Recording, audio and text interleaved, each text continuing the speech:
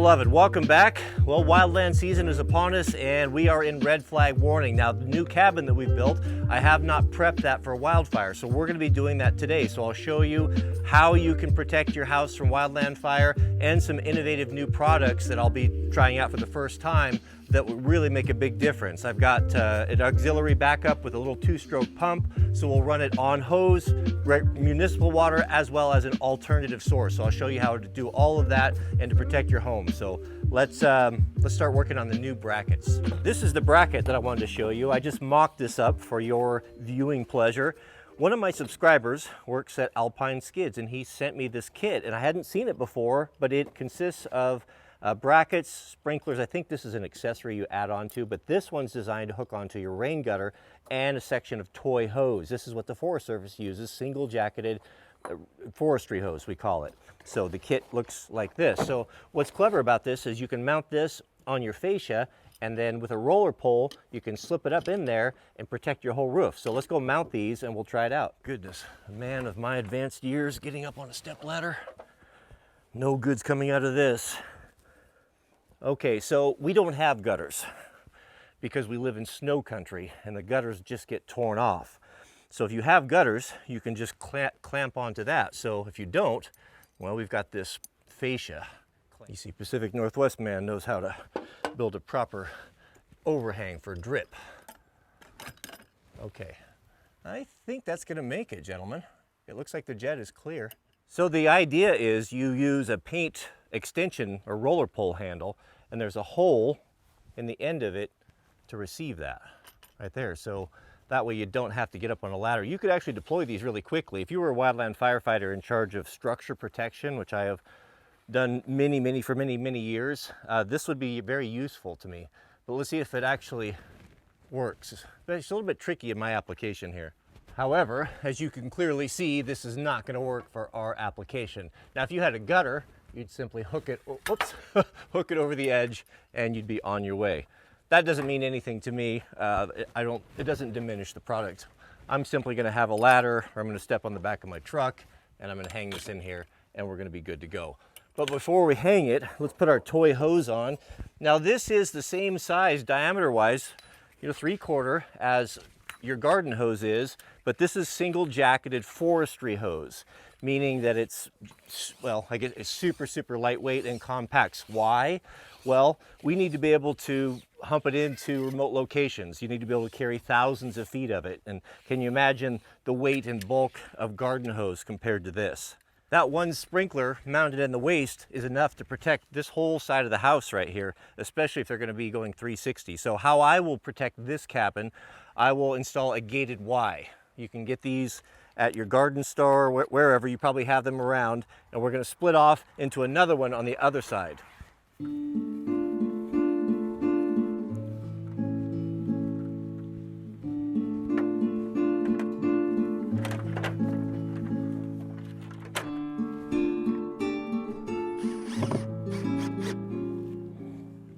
One thing about this Alpine Skid product that I don't like is that it's not pass-through. And I understand what they're getting at. I think, for your basic homeowner, the intention probably is to hook this up to your hydrant or, your wall, your water, where your garden hose is.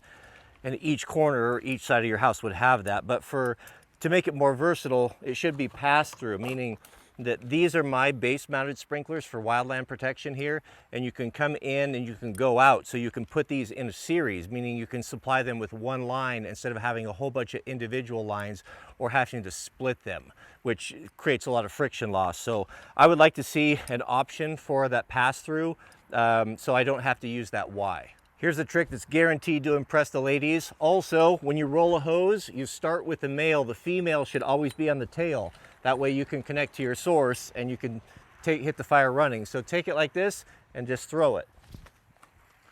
And it won't tangle, it's all out nice and clean. This toy hose reminds me of my college days back in Glasgow, Scotland. I attended the Royal Academy of Interpretive Dance.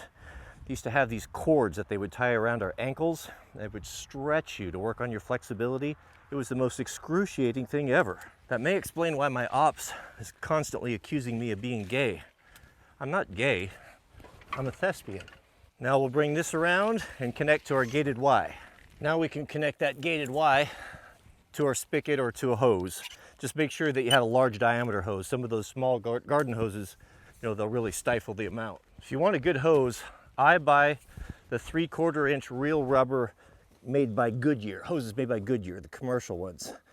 If you're tired of hoses failing, these are really good. They're definitely Pro-Ho grade. This 3/4 hydrant has tremendous flow and pressure, so it far exceeds what the sprinklers are requiring. I'm guessing someone's getting wet. I'm guessing it's not you. Yes, of course I could turn off the hose, but that wouldn't make a very funny video, would it? You see it? Yeah, goodness.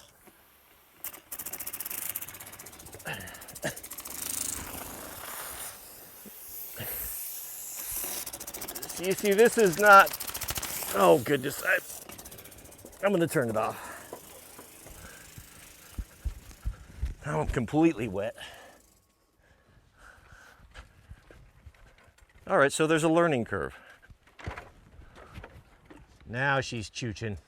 I need to make one last adjustment. We're not quite reaching the south end of the roof, but surely I won't get wet this time, right?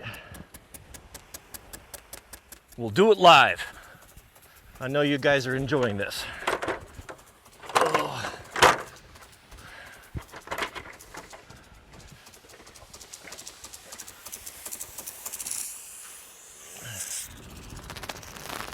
I'm gonna take it out of its perch. How about that? Boy, it does move fast though, doesn't it? There it is, gentlemen. You can see it yourself. The east side here, I set the sprinkler on more of a spray, where the other side is more on a stream, but you can see the one on the other side, on the west side's coming over, and this one's completely soaking the roof with just one sprinkler. More so in the middle than on the edges, but it's still like it's dripping off the drip edge there. Now, one thing that will be something that could be an issue is wind. You know, if you get a high wind, which is really common in wildland fires, you know, it's going to blow the stream and it's not going to get very good coverage. You can see right there where it's dry, and that's because the wind's coming out of the east and blowing it back. So part of it has to do with the angle of the sprinkler head, and part of it with the wind. But I could set the other side a little bit more of a stream, and it would probably wash over and get that. But I think with a little tweaking, it will be fine. You just got to figure out what works for your house and set it up and forget it. All right, let's shut these down, and I'll show you an alternative to your spigot, because here's what happens. When the fire comes, you're not going to have any power. And if you have a well, you're not going to have access to water. So what do you need? You need a pump and a water source. We fortunately have an unlimited supply of water. Well, right here alone is the irrigation, which runs year round. So we're going to pull out of there with our little pump and have an unlimited supply to defend this cabin. So what happens if you don't have power? Well, this is where the water bug comes in. These are commonly used in wildland firefighting. It's a small 2-cycle engine, and it has a small pump that can draft out of a creek or stream or swimming pool and supply water wherever you need it. This one here is just so set up to receive a garden hose, so our toy hose goes right on there and we're set to go. So let's start it up. I haven't ran this for a year. All my fire equipment, I bring it out usually around July in midsummer or so and run everything and just make sure it's going to be working. So I guess we'll find out here together. Fun fact, this little engine requires a 20-to-1 mix ratio. That is thick stuff. I don't know if I've ever come across such a rich mixture on a 2-stroke before. My KTM, or my Husky, is 60-to-1. When you draft out of a stream or pond, you're gonna need a float, something to float this off the bottom, or you're gonna suck up sediment and all a bunch of garbage. And when you need something that floats, and you won't find it. So take a glove, and where you put your hand in, you're gonna tie a knot as close as you can to the end. Take and nick the tip of one of the fingers and blow it up like a balloon. Now, East Coast man's gonna be a lot better at this blowing than me, but now take a zip tie and come about a foot back. There's your float. It's a little hard to see, but that balloon is just floating there and holding the nozzle down just under the surface of the water.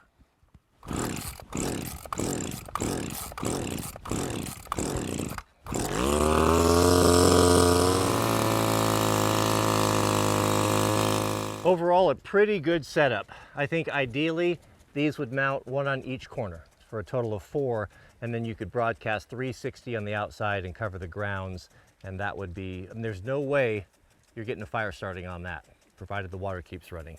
I disconnected the pump so we don't have to listen to it, but whatever it is you're running it off of, just think of how you're gonna supply this and what happens if your well pump won't run. Fun fact, one of the things that makes this valley so appealing is the water system that feeds this hydrant here is gravity feed from up on Mount Fuji, so it doesn't require any electricity. So even if the power was completely cut out by wildland fire, this is always going to have that constant pressure, so I wouldn't need to use that pump. That pump for me is pretty much going to be reserved for transferring or filling something up, a tub or a swimming pool that's pressed into service as a water supply for local engines or guys that have their own private equipment. But all in all, I think this is a good system. The folks at Alpine Skids, they sent this to me for free. This is not a brand deal. I am under no obligation to make any content for things like that.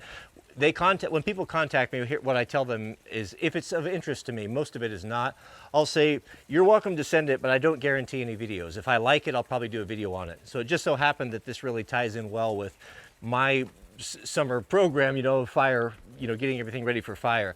My personal ones that I use are these right here. And of course, you can see the pass-through. These can be stuck in the ground. You can protect around a house. These can be placed up on the roof if you weight them. You can make you figure things out. You can put them on the ridge, you can put them wherever, but this makes a difference. I saw, it's very heartbreaking. I saw too many houses over my years of wildland firefighting that burnt down for lack of someone there with a shovel could have easily put it out. A creeping ground fire that creeps up and gets underneath the siding and starts smoldering, and because everyone's evacuated and there's no one there, and the resources, the fire crews, they can't go to everyone's house. That's all, they can only go so far. If someone were there, they could have easily stopped it, but hundreds of houses burned down that way. Remember this, no matter what the sheriff tells you, now I'm not going to tell you what to do. This is all on your head, but you do not have to evacuate your house. You can stay and defend it. So as for me and my house, we'll be defended. I'm not going to put my faith and trust in a cop or a firefighter that's spread too thin. They don't care, they don't know. I'm going to stay here and defend it myself. But that comes with obligation, and that obligation is to have everything pre-planned and prepared ahead of time. Green irrigated fields, defensible spaces, sprinkler systems, whatever your situation may dictate. But if you're gonna, if we're gonna be all pro-ho and libertarian here, that cuts both ways. We're not gonna say, oh, we want to be left alone, we don't want to pay any taxes, and yet we want everyone to come and save us when we dial 911. Those days, that ship has sailed for a lot of us. Those programs, those resources are going to continue to shrink, especially in the rural areas. You're going to be more and more on your own. So an investment like this, with Alpine Skids, I'll put a link to their stuff there. You can go check that out. $250, I think, is what my manservant Jariah had to do a little research on it. He told me. So you get, two sets, and it's not a bad deal. Could you put it together yourself? Maybe, but they got the nice brackets and all that, so I think it's worth it. I think it's a good value. It's a small insurance for defending your home if you live in the urban interface. May God bless you and your families. Please keep us in your prayers, and we'll see you all on the next video.